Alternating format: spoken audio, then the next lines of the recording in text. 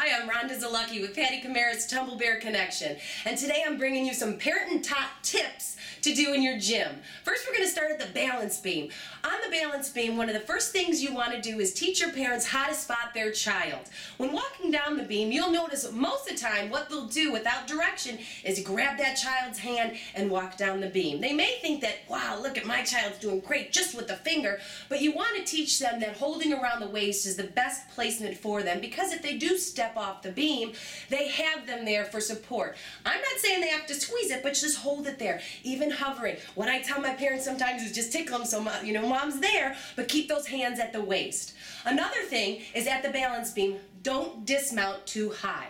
A lot of the times if they dismount, they can dismount off the high beam with assistance. Make sure mom and dad know that. Make sure they hold their hands if they're going to jump down. They shouldn't dismount off anything higher than their knee by themselves.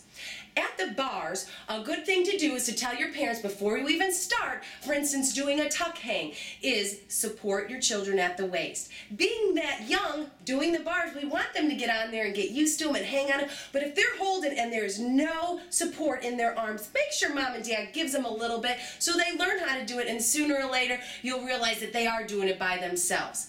One thing that we do for safety at the bars is we put cards. We also do it at balance beam and anywhere that we feel that maybe parents need to see something. You explain it to them in a class, but maybe when they get around to that station, if you're helping somewhere else, they can look at that card and go, that's the proper way to do it. Because what you want is you want proper placement of hands, doing the skill properly if you're not able to help them, but make sure that you do go through safety tipping and spotting with your parents, because they don't always know the best way to spot for gymnastics. So I hope these safety tips helped, and be safe in your gym.